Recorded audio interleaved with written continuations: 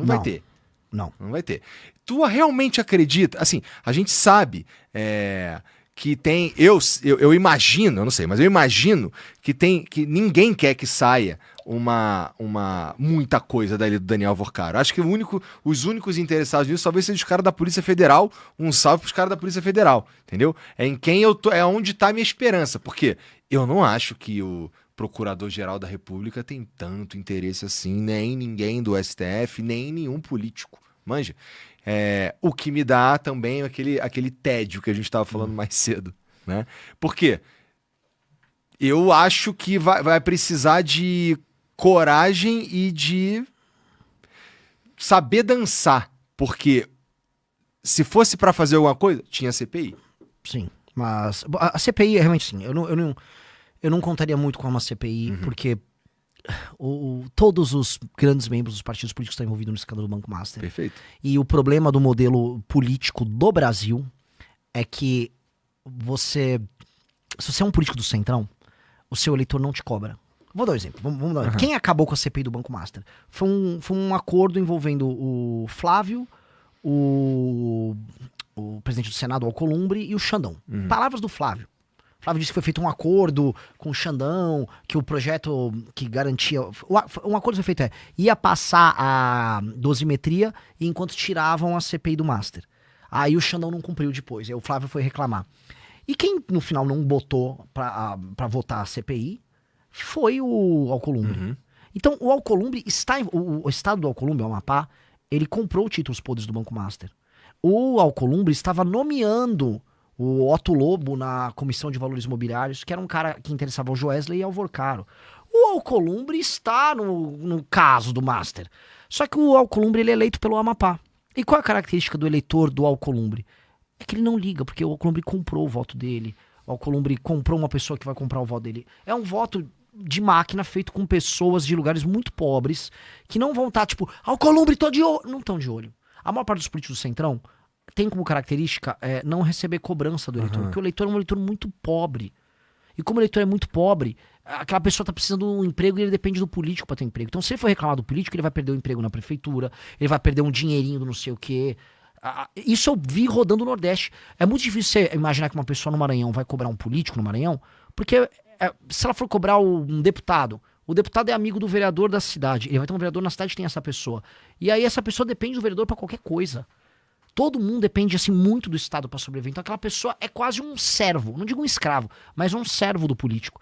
Então esse político não é cobrado. Então ele pode fazer todos esses acordos corruptos que eles fazem. E essa é a grande verdade do Brasil.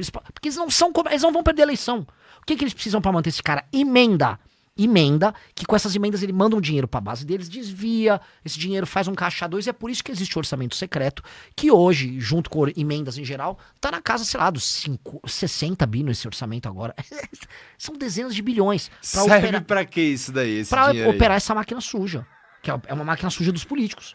E aí, cara, quem tem mais grana, aí o cara vai da criatividade dele, como ele opera esse dinheiro.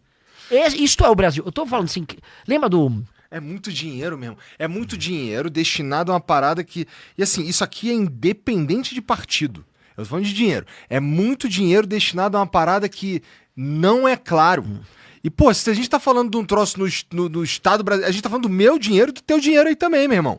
Que a gente não sabe pra onde vai. Né? Deixa eu falar uma coisa que eu abri aqui. Provavelmente a gente recebeu algum ataque de bot aqui na live. Por quê? Porque do nada subiu pra 85 mil pessoas ao vivo. Ih, caralho. E aí tava indo assim. Eu conheço a audiência, eu tô tendo uns views bons. Mas 85 eu é meio nunca tive bot. 85, então... E eu tenho haters, né? Então é possível que... Então salve pros amigos aí que bota bot, tá? Não seria a primeira vez, a gente sabe lidar. Fica tranquilo, inclusive, que a gente sabe lidar. Eu quero pedir desculpas, o convidado chega aqui com uns indianos, né? Não seria a primeira vez, não, mas a gente sabe lidar. Não, ótimo. Só queria deixar claro. Porque tipo, vamos jogar, o Renan botou... Eu não botei bot nenhum, tá? Não tem nada a ver com isso. A gente tá... bom, tá bom. Eu tudo bem, a gente tá... Ó, família, o Renan tá falando que não foi ele que botou o bot, não. Mas depois tem que ver se não foi mesmo, hein? Tô brincando. CPI dos... Aí isso vira CPI. Então, mas é o tipo botelão. É o tipo de coisa que é um possível lugar de encheção de saco, que tem coisas que a gente tem aqueles investimentos que você falou, que você não faz, que você só não vai nesse lugar. Por que eu colocaria bot sabendo que vagabundo vai apertar meu crânio depois, porque colocar bot é sujo? Né? Então eu também não colocaria bot se fosse tu, não, meu irmão. Lógico. Não, por isso que eu já vi, eu já falei, vou deixar bem claro, tá? Não tem nada a ver com isso. Que eu vi 85 mil, eu falei... Calma aí. Calma aí, tô crescendo, mas ainda não cheguei nesse... É igual no Dragon Ball, sabe? Eu já tô virando Super Saiyajin. Tá. Eu não tô o Super Saiyajin 3, sabe? Mas tem que tomar cuidado também com essa linguagem aí, porque tu tá um Super Saiyajin professor de história, né? Mas aí eu tenho que... É um no cravo na ferradura. Um Super Saiyajin pro meu eleitor jovem e é um visual de professor pro eleitor mais velho. A vida tá mais intensa, Renan, porque como você falou, a primeira vez que a gente conversou, tu tava num contexto completamente diferente, né? Eu sei que tu tá viajando pra caralho, eu sei que tá fazendo uma porrada de coisa, eu sei que tá tomando cuidado com um monte de assunto, prestando atenção numa porrada de coisa ao mesmo tempo, mas era isso mesmo, cara? Olha, a beleza é que o ser humano é um bicho muito louco, né? A gente se adapta às circunstâncias. Então, eu vou dar um exemplo. A viagem pro Maranhão foi uma viagem muito difícil pra mim. Porque... faz muito calor, viagens em lugares de calor que você tem que andar na rua, naquele calor de terno, é osso, é de carro, muito buraco. Assim, a viagem do Maranhão foi um calvário. E fora assim, realmente eles têm muito problema com saneamento básico, e quando você não tem saneamento básico, você tem diarreia. E assim, toda a equipe pegou, né, tudo que você possa imaginar. Então a gente voltou moído do Maranhão. E fora que assim, a gente montou uma agenda séria no Maranhão. Era 7 da manhã a rádio até evento à noite, 11h30 da noite. E a gente ficando ao vivo fazendo IRL. Foi uma pauleira no Maranhão. E você volta assim, extenuado. Falei, cara, difícil aguentar isso, mas vambora. Quando eu tive agora a viagem pra Bahia, falei, pô, vai ser Maranhão. Falei assim, olha, o ritmo de trabalho é alto, mas a Bahia não tá na infra Maranhão. Pô, eu já achei que eu tava no céu. Falei, pô, tô em São Francisco, tô lá nos Estados Unidos. Só de ter uma estrada que você consegue andar a mais de 50 por hora, sabe? Só de conseguir beber uma bebida com gelo no copo, porque né, o gelo não foi tirado de uma água que foi de um poço contaminado, você já começa... Então o ser humano, a gente vai encontrando... E o que os caras, quando tu chega nesses lugares, cara, uma das principais coisas que tu fala é, porra, esse território como está posto não devia ser assim, ou essa cidade não devia existir, devia juntar aqui, esse estado, não sei o que e tudo mais. Quando tu chega lá com esse papo, os caras não ficam puto contigo, não, cara? Eu acho que eles ficam, o político e a imprensa, vamos botar política e imprensa, a população concorda. É muito difícil uma pessoa... resistir aos argumentos que eu tô trazendo. Então, quando eu vou numa imprensa nas cidades que eu falo que vão ter que ser fundidas, eu fiz isso em vários lugares. As pessoas estão falando, não, realmente faz muito sentido. Por que existe realmente uma prefeitura aqui? Quando se apresenta que existe uma prefeitura numa cidade de 3 mil habitantes, e aí tem que ter um prefeito, 9 vereadores, sei lá, 15 secretários, sei lá, 100, 150, 200 funcionários da prefeitura que não fazem nada, e não precisar existir quase ninguém desse time, você vai olhar, a pessoa, realmente não precisa, e minha vida é uma desgraça. Sim, eu poderia só juntar tudo isso e ter apenas um prefeito, a ter 9 vereadores, em vez de estar juntando 5 cidades, ter 45 vereadores. Então é racional. A imprensa, ela, especialmente as rádios, ela tem audiência quando eu vou lá. Então meio que eles, pô, eu não vou chamar o cara, é bom pra imprensa. E o jornalista, ele vai sendo convencido no processo. O político local fica com medo. O prefeito tem medo, porque ele fala assim, cara, é melhor nem aparecer aqui, porque o cara vai me xingar na rádio. Então eles só ficam quietos. E pra eles também entrou numa coisa que é muito boa, que se o prefeito local fala com a rádio pra rádio não me receber, eu vou lá e gravo um vídeo na frente da rádio falando, o prefeito não deixa. Então é melhor. Não, né? Acontece isso, né? Então não é... É bom. Então eu estou fazendo isso e precisa fazer isso porque a gente tem que despertar as pessoas. Tem coisa que tu achou que tu ia falar que bateria impopular, mas na real a galera tá entendendo? Isso que você tá me falando aí, eu achei, porra, não, eu pensei que a população ia falar, tá maluco, cara? Isso aqui é minha cidade, porra. Tá falando que tem que acabar a minha cidade? Tu tá dizendo que é o contrário? Quem geralmente costuma ficar melindrado é o cara que tem benefício mesmo, né? Sim. Teve mais coisas. Por exemplo, eu vou no cidades do interior do Nordeste e falo mal do Bolsa Família. E falo, não dá para uma cidade ter, sei lá, 60, 70% da população dos domicílios, vamos dizer, vivendo no Bolsa Família. Vocês não podem viver assim, eu preciso ter uma porta de saída e isto não será mantido da forma como tá. As pessoas concordam, até a gente que tá no Bolsa Família. Eu falei com agricultora, mulheres agricultoras, olha, não, se tivesse um emprego seria melhor. Seria melhor, sim, entendi o que você tá falando. Tem um lance que, assim, a pessoa, por mais simples e humilde que seja, a pessoa não é idiota, as pessoas tratam o eleitor como idiota. Se eu falo pra pessoa assim, eu não estou mentindo pra você. Não dá pra ficar nesse método que tá aí. Ah, tá, pô, ele falou a verdade pra mim. Por mais que eu discorde, por mais que eu não queira no momento, no mínimo, pô, esse cara foi sincero. Foi o que eu fiz na 6x1.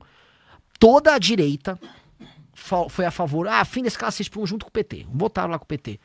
Eu, como pré-candidato, fui o único pré-candidato que fui contra.